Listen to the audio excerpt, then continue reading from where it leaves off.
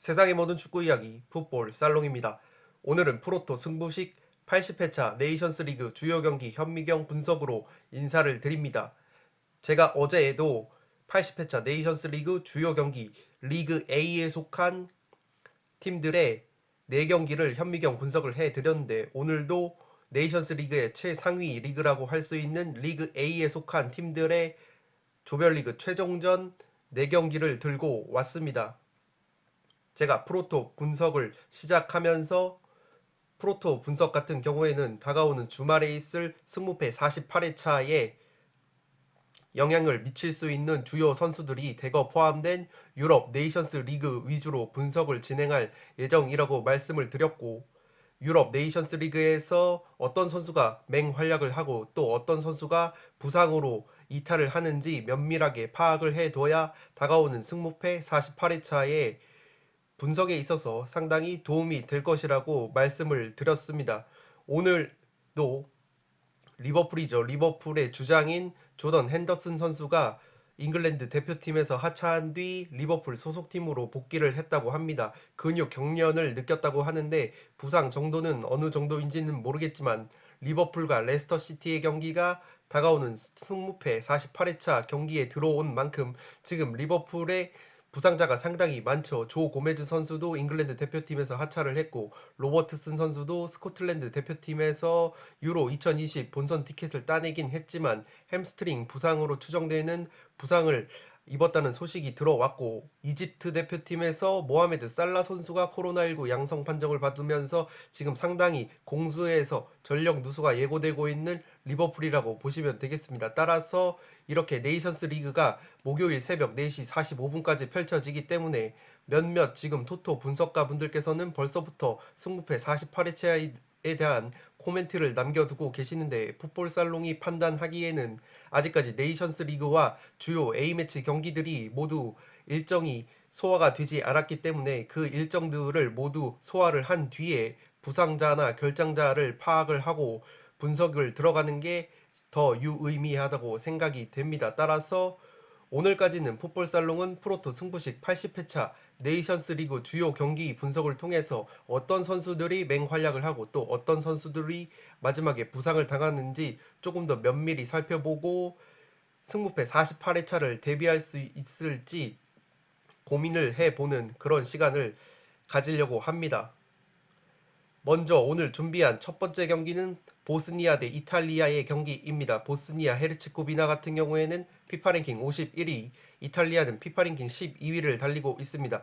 액면가로 봤을 때에는 이탈리아의 우세가 점쳐지는 경기이고, 직전 보스니아와 이탈리아의 맞대결에서는 의외로 1대1 무승부를 거뒀었습니다. 지난 이탈리아 원정을 떠난 보스니아가 1대1 무승부를 거뒀었는데, 당시에 보스니아 폭격기라고 불리는 AS 로마의 공격수 에딘 제코 선수가 골을 넣었고, 그 경기에서 맨 오브 더 매치 최우수 선수급의 활약을 펼쳤었는데, 이번에는 보스니아의 폭격기 이 에딘 제코 선수가 코로나19 이슈로 인해서 결장이 유력한 상황입니다. 지난 A매치 보스니아의 A매치 두 경기에서도 에딘 제코 선수가 결장을 했고, 보스니아 같은 경우에는 최전방에 에딘 제코 선수가 나오지 못할 경우에는 골 결정력에 있어서 상당히 문제를 드러내는 팀이라고 보시면 되겠습니다. 최근 A매치 홈 경기 통계를 내봤을 때 홈에서 치른 A매치임에도 불구하고 경기당 0.8골로 저조한 득점력을 보여주고 있고, 실점은 1.7골로 비교적 많은 실점을 하고 있는 것이 보스니아라고 보시면 되겠습니다. 이러한 상황에서 경기당 0.8골밖에 득점하지 못하는 빈공 속에서 주포인 에딘 제코 선수가 코로나19 양성으로 인해서 나오지 못한다면 보스니아가 제 아무리 홈 경기라고 할지라도 최근 A매치 에서 21경기 무패 행진을 달리고 있는 아주리 군단 이탈리아를 상대로 좋은 경기를 펼치기에는 상당히 어렵지 않을까 싶습니다. 더욱이 보스니아 같은 경우에는 지금 리그 A 그룹 1조죠. 그룹 1에서 단 1승도 거두지 못하고 최하위 4위가 확정이 됐습니다. 따라서 보스니아 같은 경우에는 리그 A에서 리그 B로 강등이 확정됐기 때문에 이탈리아를 상대로 상당히 동기부여가 떨어지는 측면이 있겠죠. 이렇게 동기부여가 떨어졌고 주포인 에딘 제코까지 나오지 못하는 상황에서 최근 3연패 늪에 빠진 보스니아가 이탈리아를 상대로 좋은 경기를 펼칠 가능성은 조금은 희박하다고 봅니다. 에딘 제코 선수 외에도 보스니아에는 그래도 FC 바르셀로나에서 활약하고 있는 미드필더 피아니치 선수가 있는데, 피아니치 선수 같은 경우에는 지금 소속팀인 바르셀로나에서 주로 교체로 활약할 만큼 그다지 컨디션이 좋은 편은 아니라고 보시면 되겠습니다. 반면에 이탈리아 같은 경우에는 지금 리그 A 그룹 1조에서 현재 1위를 달리고 있습니다. 2승 3무로 승점 9점으로 1위를 달리고 있는데, 이탈리아는 지금 보스니아와 달리 상당히 동기부여가 충만한 것이 2위를 달리고 있는 네덜란드와 단 승점이 1점 차밖에 나지 않습니다. 따라서 만약에 이탈리아가 보스니아와의 최종전에서 패했을 경우에 네덜란드가 최종전에서 폴란드를 꺾는다면 이탈리아가 2위로 밀리고 네덜란드가 네이션스 리그 우승을 다툴 수 있는 4강 파이널로 진출을 하기 때문에 이탈리아 입장으로서는 동기부여가 떨어진 보스니아를 상대로 무조건 승리를 거둬야 안정적으로 자력으로 네이션스 리그 파이널 4강에 진출할 수가 있습니다. 그러한 측면에서 보면은 이탈리아가 보스니아보다는 확실히 동기부여 측면에서 앞서는 부분이 있고, 최근 A매치 경기에서 너무나도 흐름이 좋은 게 이탈리아라고 보시면 되겠습니다. 앞서 말씀드린 것처럼 A매치 21경기에서 16승 5무로 패배가 없고, 더욱이 원정에서는 지금 3승 1무로 나쁘지 않은 성적을 보여주고 있습니다. 또한 제가 찾은 통계에 의하면 원정 경기에서 무려 평균 3.2골을 득점하고 실점은 단 0.3골밖에 내주지 않는 아주리 군단 특유의 짠물 수비까지 살아나면서 원정에서도 지금 나쁘지 않은 굉장히 좋은 모습을 보여주고 있는 것이 이탈리아라고 보시면 되겠습니다. 보스니아 헤르츠고비나와의 역대전적에서도 2승 1무로 앞서고 있고, 다만 이탈리아가 한 가지 우려되는 부분은 지금 코로나19 관련 결장자들이 상당히 많다는 점입니다. 이탈리아의 로베르토 만치니 감독 역시 코로나19 양성 판정을 받으면서 지난 폴란드전에 벤치에 앉을 수가 없었고, 지금 이탈리아의 임모빌레 선수, 우리에게 굉장히 익숙한 임모빌레 선수를 포함해서 최대 12명의 선수가 지금 부상 및 코로나 이슈로 인해서 출전이 불투명한 상황입니다. 그럼에도 불구하고 이러한 수많은 결장자 속에서 지난 폴란드전도 승리를 거뒀을 만큼 최근 이탈리아가 수비뿐만 아니라 공격력도 상당히 괜찮은 흐름을 보여주고 있습니다. 이러한 점을 종합해서 고려해봤을 때 동기부여가 떨어졌고 에이스라고 볼 수 있는 최전방 공격수 에딘 제코가 빠져있는 이 동기부여가 떨어진 보스니아를 상대로 이탈리아가 충분히 승리를 거두면서 리그 A 그룹 1의 어떤 1위 자리를 사수하면서 우승을 다툴 수 있는 파이널 4강행 티켓을 따내지 않을까 싶습니다. 다만 제가 항상 말씀드리듯이 A매치 경기 같은 경우에는 핸디캡이나 언더 오버 투트랙 접근을 추천을 드리고, 제가 생각하기에는 이 경기는 그래도 이탈리아가 보스니아에 패배를 해서는 절대 안 되는 경기이기 때문에 그렇게까지 무리한 경기 운영을 초반부터 펼치지는 않을 것으로 보입니다. 그러한 측면을 고려했을 때 이탈리아가 안정적인 경기 운영을 추구하면서 한 골차, 두 골차 안정적인 승리를 노릴 것으로 보이기 때문에 2.5 언더 오버로 접근했을 때는 이탈리아의 2.5 이탈리아의 승리, 그리고 2.5 언더 쪽이 조금은 유력해 보이지 않나 싶습니다.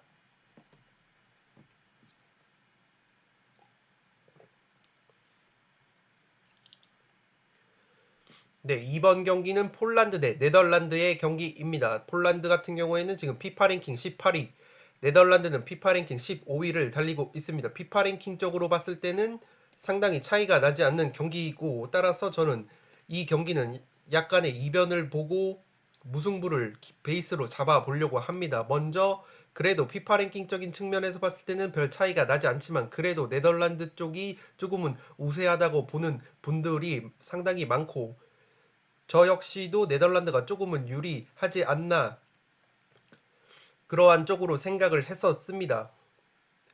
그런데 제가 무승부를 가져가는 이유는 바로 오늘 제가 2차 폴란드 현지 언론 보도를 찾아봤는데 레반도프스키 선수, 이 폴란드의 에이스라고 볼 수 있는 바이에르 미넨부터 폴란드의 공격을 책임지고 있는 이 레반도프스키 선수가 지난 이탈리아전에서 풀타임을 소화했는데 그 이탈리아전에서 근육 부상을 당했다고 합니다. 따라서 지금 네덜란드전의 출전이 상당히 불투명하다는 현지 언론의 보도가 나왔습니다. 그도 그럴 것이 지금 폴란드도 이탈리아, 네덜란드 뿐만 아니라 지금 그룹 1, 리그 A의 그룹 1 최대 1위까지도 넘볼 수 있는 상황입니다. 폴란드가 만약에 네덜란드를 꺾게 된다면 폴란드가 승점 10점, 그리고 이탈리아가 보스니아에 패할 경우에는 이탈리아가 2위로 밀리고 폴란드가 승점 10점으로 조 1위를 차지할 수도 있는 가능성이 있기 때문에 폴란드 역시 상당히 동기부여가 있는 경기라고 볼 수 있었는데, 이 레반도프스키 선수가 결장을 할 경우에는 폴란드의 공격 측면에 있어서 상당히 전력 누수가 심할 것으로 보입니다. 폴란드 같은 경우에는 지금 A매치 홈에서 평균 1.9골을 넣고 있고 실점은 0.8골로 적은 편인데, 이 평균 1.9골이 레반도프스키 선수가 없었을 경우에는 상당히 수치가 떨어질 것으로 예상이 됩니다. 최근 A매치에서는 폴란드 역시 상당히 좋은 흐름을 보여주고 있습니다. A매치 10경기 7승 1무 2패로 홈에서는 지금 6경기째 패배가 없습니다. 5승 1무를 달리고 있고, 직전 이탈리아 원정에서는 패배를 했지만 이탈리아 전에서 패하기 전까지 A매치 4승 1무로 상당히 좋은 흐름을 보여주고 있었습니다. 레반도프스키 선수가 못 나올지 아니면 나올 수 있을지는 지금 불투명한 상황이고, 확실하게 못 나오는 선수는 폴란드에서 수비형 미드필더인 고랄스키 선수가 지난 이탈리아전에서 퇴장을 당했기 때문에 이번 네덜란드전에서는 출전이 불가함을 알려드립니다. 따라서 지금 폴란드가 레반도프스키 선수가 근육 부상으로 나오지 못할 경우에는 상당히 공격적인 측면에서 결정력에 문제가 드러날 수도 있다고 봅니다. 더욱이 해당 현지 언론의 보도에 따르면은 지금 제가 앞서 말씀드렸던 폴란드가 조 1위를 차지하는 시나리오, 그러니까 이탈리아가 보스니아에 패하고 폴란드가 네덜란드를 꺾는 해당 경우의 수가 상당히 시나리오가 가능성이 희박하다고 보고 있다고 합니다. 그러한 측면을 고려했을 때 레반도프스키 선수를 무리하게 출전을 감행시킬 것 같지는 않다고 보여지고, 어쨌든 이 레반도프스키 선수의 출전 여부가 상당히 이번 경기에 어떤 승패를 가늠하는 데 있어서 상당히 중요한 요소로 작용할 것 같습니다. 반면에 네덜란드 같은 경우에는 지금 폴란드는 상당히 A매치에서 좋은 흐름을 보여주고 있는데 네덜란드는 그렇지가 못합니다. 네덜란드는 최근 무승부가 많은 경기를 하고 있고, 더욱이 A매치 최근 4경기에서 1승 3무 3연속 무승부를 거뒀을 정도로 득점력에 있어서 문제를 겪고 있는 것이 네덜란드라고 보시면 되겠습니다. 이 오렌지 군단이 지금 직전 경기에서는 그래도 보스니아를 3대1로 패면서 분위기 반전에 성공을 했지만, 이 보스니아 최약체로 평가받는 보스니아 전 승리를 거두기 전까지는 3무 2패로 하락세를 겪고 있었습니다. 그도 그럴 것이 지금 골키퍼 실러선 골키퍼와 나단 아케 선수가 부상으로 이탈을 해 있고, 측면 공격수인 라이언 바벨, 이 베테랑 공격수 라이언 바벨은 코로나19 이슈로 인해서 지금 출전이 불투명한 상황입니다. 또한 토트넘에서 손흥민 선수와 한솥밥을 먹고 있는 측면 공격수 베르바인 선수, 그 베르바인 선수가 지난 폴란드전에서 결승골을 넣으면서 네덜란드에게 승리를 안겨줬던 이 베르바인 선수인데, 이 베르바인 선수 같은 경우에는 아무래도 소속팀 토트넘에서 손흥민 선수, 그리고 가레스 베일, 루카스 모우라 등의 어떤 주전 경쟁에서 밀렸기 때문에 몸 상태가 올라오지 않아서 소속팀으로 지금 복귀가 됐다고 합니다. 그러한 측면에서 지금 네덜란드가 가뜩이나 공격적인 측면에서 옵션이 부족한 상황에서 라이언 바벨 그리고 베르바인이라고 하는 측면 공격수들이 이탈을 했기 때문에 지금 최전방에 멤피스 데파이 선수나 미드필더인 베이날둠 선수죠. 리버풀에서 활약하고 있는 이 베이날둠 선수가 지금 반다이크 선수 대신 네덜란드의 주장 완장을 차고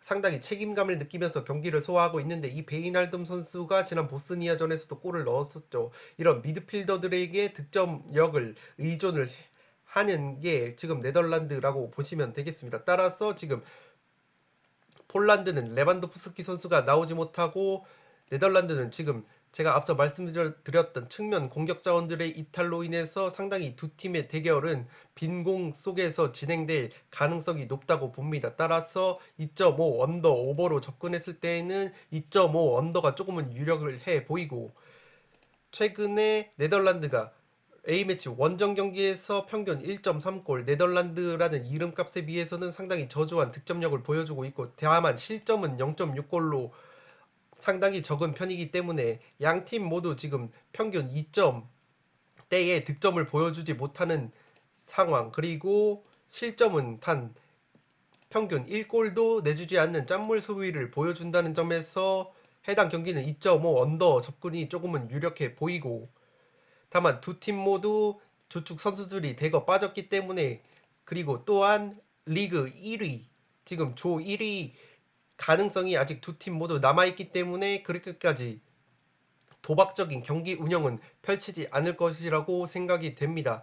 그러한 측면을 모두 고려해봤을 때 해당 경기는 네덜란드 사이드가 그래도 조금은 유력해 보이지만 만약에 레반도프스키 선수가 출전을 한다면 폴란드 역시 충분히 네덜란드 상대로 좋은 경기를 펼칠 수 있겠고 만약에 레반도프스키 선수가 나오지 못한다면 폴란드 역시 수비력은 상당히 좋은 팀이기 때문에 쉽게 실점을 하지 않을 것 같습니다. 지금 네덜란드의 공격 상황을 고려를 했을 때 그러한 점에서 의외로 득점이 터지지 않는 무승부까지도 최대 이변으로 바라볼 수 있지 않을까 생각이 됩니다.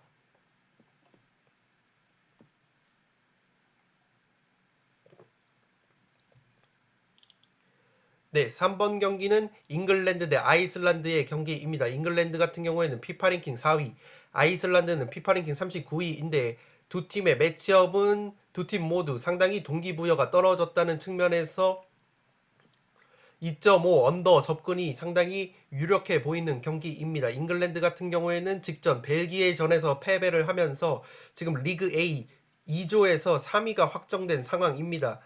덴마크와는 지금 승점이 3점 차이라서 만약에 잉글랜드가 아이슬란드를 꺾고 덴마크가 최종전에서 패할 경우에는 승점이 동률까지도 갈 수 있는 상황이지만 덴마크와의 네이션스 리그 조별리그 경기에서 지금 승자승 전적에서 떨어지기 때문에 덴마크와 승점을 동률을 이뤄도 조 3위밖에 거두지 못하는 게 잉글랜드라고 보시면 되겠습니다. 또한 지금 스털링, 맨시티의 공격수 스털링, 리버풀의 주장 핸더슨, 첼시의 왼쪽 풀백 벤츠렐까지 지금 부상으로 이탈을 한 상황에서 잉글랜드가 지금 조 3위가 확정된 이렇게 동기부여가 떨어진 상황에서 그렇게까지 적극적인 경기 운영을 펼칠 것이라고는 보여지지가 않습니다.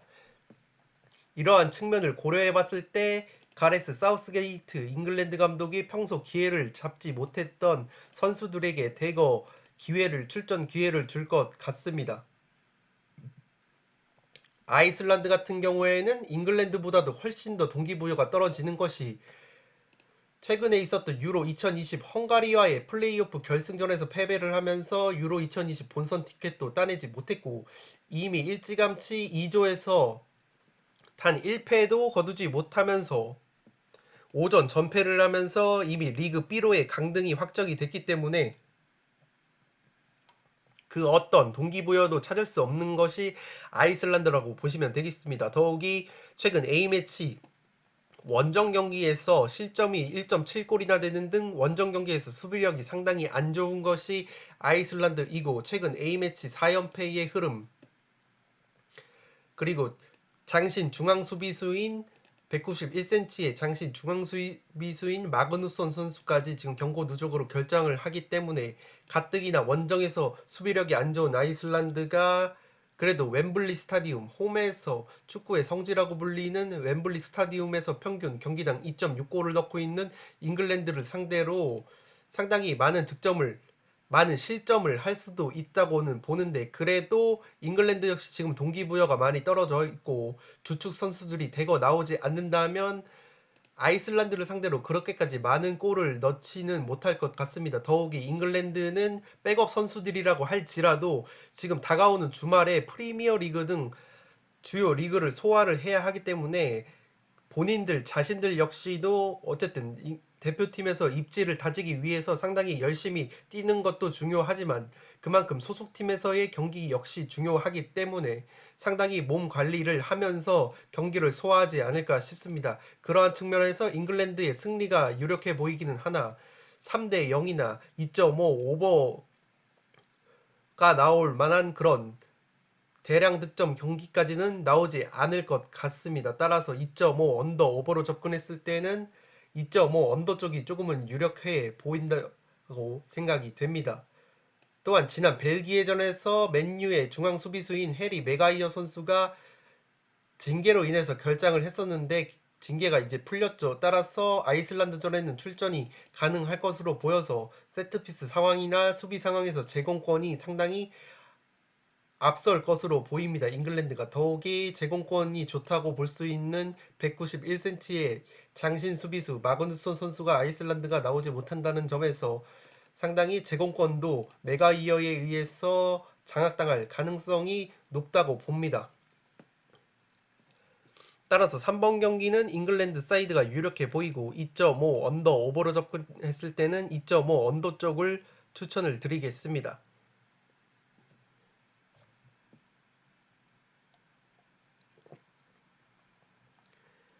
네, 4번 경기는 벨기에 대 덴마크의 경기입니다. 이 경기 같은 경우에는 지금 동기부여가 상당히 충만하다고 보시면 되겠는 게 벨기에 같은 경우에는 지금 리그 A 2조에서 1등을 달리고 있지만 지금 맞대결을 펼치는 덴마크에게 승점 2점 차로 쫓기는 상황입니다. 따라서 이 경기에서 승리를 거두는 팀이 네이션스 리그 우승을 다툴 수 있는 4강 파이널에 진출을 할 수가 있습니다. 벨기에 같은 경우에는 지금 덴마크의 승점이 2점 차로 앞서 있기 때문에 비기기만 해도 1위를 확정할 수 있는 유리한 고지인데 이 비기기만 해도라는 전제가 항상 양날의 검으로 작용을 하기 때문에 벨기에가 그렇게까지 비기는 경기를 하기 위해서 소극적으로 나서진 않겠죠. 벨기에 같은 경우에는 지금 A매치 홈 경기에서 상당히 화력도 좋고 수비도 안정된 모습을 보여주고 있습니다. A매치 홈 경기에서는 평균 2.7골로 3골 가까운 득점력을 보여주고 있는 반면 수비도 평균 1실점이 되지 않는 짠물 수비를 보여주고 있는 것이 벨기에라고 보시면 되겠습니다. 홈에서 4승 1무 5경기째 패배가 없는 상황이고 A매치 10경기로 따져봤을 때도 8승 1무 1패 최근 3연승으로 피파 랭킹 1위다운 어떤 건재함을 보여주고 있습니다. 벨기에 같은 경우에는 지금 주전 미드필더죠. 악셀 비첼 선수 도르트문트에서 활약하고 있는 악셀 비첼 선수와 오른쪽 측면 수비수인 메니에 선수가 둘 다 경고 누적으로 결장을 한다고는 하지만 그래도 지금 벨기에의 중원에는 틸레망스랄지 여러 좋은 자원들이 많기 때문에 악셀 비첼 선수 한 명이 빠진다고 해서 중원에 그렇게까지 큰 공백이 예상되지는 않을 것 같습니다. 더욱이 벨기에가 지난 9월에 덴마크 원정에서 2대0 승리를 거뒀었는데 당시에는 벨기에의 에이스라고 할 수 있는 케빈 데브라이너 선수가 없었습니다. 그러한 케빈 데브라이너가 없었을 때도 2대0 덴마크 원정에서 승리를 거뒀던 벨기에이기 때문에 덴마크와의 맞대결에서는 상당히 자신감을 가지고 임하지 않을까 싶습니다. 한 가지 우려되는 것은 지금 벨기에가 직전 잉글랜드전에서 상당히 중요했던 경기였던 만큼 교체 카드를 단 한 장만 사용을 했고 후반 그것도 83분에 교체 카드 단 한 장만 사용을 했기 때문에 주전급 선수들의 어떤 체력적인 문제가 발생할 수도 있다고는 보는데 그래도 홈 경기라는 측면에서는 체력적인 문제를 최소화할 수 있지 않을까 생각이 됩니다. 반면에 덴마크는 지금 앞서 말씀드렸던 것처럼 벨기에와 승점이 2점 차밖에 나지 않기 때문에 벨기에와의 맞대결에서 승리를 거둘 경우에는 네이션스 리그 우승을 도전할 수 있는 파이널에 진출을 할 수 있기 때문에 덴마크 역시 상당히 동기부여가 충만한 경기라고 보시면 되겠습니다. 덴마크도 지금 벨기에 못지않게 A매치 10경기에서 7승 2무 1패로 상당히 좋은 성적을 거두고 있고 5연승을 달리고 있는데 원정에서도 지금 3경기째 패배가 없습니다. 더욱이 벨기에가 홈에서 상당히 좋은 기록을 보여주고 있었는데 덴마크 역시 A매치 원정 경기에서 실점이 0.4골로 적고 평균 득점 역시 2.3골로 나쁘지 않은 모습을 보여주고 있기 때문에 이 경기는 상당히 동기부여적인 측면에서 보나 최근 두 팀의 흐름으로 보나 예측을 어렵게 만드는 경기라고 보시면 되겠습니다. 현지 언론의 보도에 따르면은 슈마이켈 선수, 이 레스터 시티에서 활약하고 있는 주전 골키퍼 슈마이켈 선수가 머리 부상으로 원래는 출전이 불투명했는데 덴마크 현지 언론 보도에 따르면은 그래도 슈마이켈 선수가 많이 회복을 해서 벨기에전에는 출전 가능성이 높다고 보여진다는 그러한 분석이 있었습니다. 또한 토트넘에서 손흥민 선수와 한솥밥을 먹고 있는 호이비에르 선수가 징계에서 복귀를 했기 때문에 호이비에르 그리고 델라니 그리고 에릭센 등 상당히 네임밸류가 있는 선수들로 구성된 탄탄한 중원이 벨기에를 상대로도 위력을 발휘할 가능성이 높다고 봅니다. 다만 덴마크의 약점은 제가 앞서 말씀드린 것처럼 미드필더진은 상당히 화려한데 최전방에 위치한 이 브레스웨이트 그리고 폴센 이 투톱을 주로 사용을 하는데 이 브레스웨이트 같은 경우에는 FC 바르셀로나 소속이긴 하지만 공식전 12경기째 지금 대표팀 포함해서 공식전 12경기째 득점을 올리지 못하고 있습니다. 이 폴센 선수 같은 경우에는 황희찬 선수와 같은 소속팀이죠. 라이프치히에서 활약을 하고 있는데 분데스리가에서는 2골 1도움을 올렸는데 최근 7경기로 따져봤을 때는 이 폴센 선수도 지금 무득점을 하고 있습니다. 그래서 보면은 지금 덴마크가 이 최전방 투톱 공격수가 저조한 득점력을 보여주면서 베테랑 이자 팀의 주장인 이 미드필더 에릭센 과거 토트넘에서 손흥민 선수와 한솥밥을 먹었던 이 에릭센 선수가 페널티킥으로 꾸역골을 넣거나 에릭센 선수의 어떤 결정력이 발휘되면서 한 골차 두 골차 어떤 꾸역승을 거두는 느낌이 많습니다. 따라서 피파랭킹 1위이자 지금 최근 A매치에서 좋은 모습을 보여주고 있는 벨기에를 상대로 이렇게 투톱 공격수가 득점력이 부재한 상황에서 과연 에릭센 선수의 어떤 꾸역승 패턴이 나올 수 있을까라는 그런 의문이 있습니다.